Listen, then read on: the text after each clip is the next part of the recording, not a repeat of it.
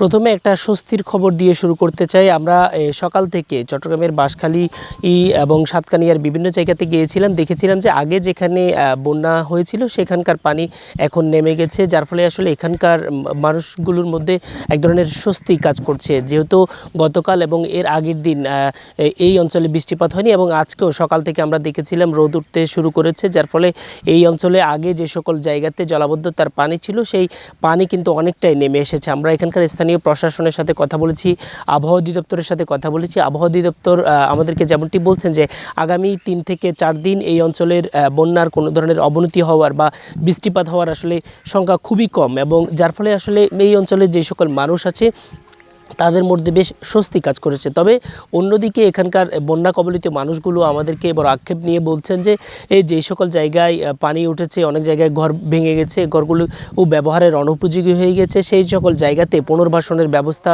অত্যন্ত জরুরি। এবং আমরা দেখেছিলাম উপজেলার স্বাস্থ্য কমপ্লেক্সে যেহেতু 3 থেকে 4 ফিট পর্যন্ত পানি ছিল এবং পানি নেমে যাওয়ার পরে বেশ কিছু সরঞ্জাম এবং যে আসবাবপত্র রয়েছে সেগুলো ক্ষতিগ্রস্ত হয়েছে, যার ফলে সেগুলো দ্রুত যদি ব্যবস্থা করা হয় সরকারের পক্ষ থেকে, তাহলে যারা চিকিৎসা সেবা প্রত্যাশী রয়েছে তারা দ্রুত সেখানে চিকিৎসা সেবা নিতে পারবেন বলে আমাদেরকে জানানো হয়েছে। অন্যদিকে ইতোমধ্যেই কিন্তু আমরা দেখেছিলাম যে নিম্নাঞ্চল যেগুলো আগে প্লাবিত ছিল সেটি এখন অনেকটাই কিন্তু পানি নেমে এসেছে। ধারণা করা হচ্ছে যে আগামী 2-1 দিনের মধ্যে যে সকল দুর্গত এলাকা এখন পর্যন্ত কিছুটা পানিবন্দী, যেখানে 2 থেকে 3 ফিট পর্যন্ত পানি আছে, সেগুলো একেবারে নেমে যাবে বলে আমাদেরকে এখানকার যারা সংশ্লিষ্ট স্থানীয় প্রশাসন তারা আমাদেরকে এমনটি জানিয়েছে। তো এখন পর্যন্ত এই ছিল আমার কাছে এখানকার সর্বশেষ।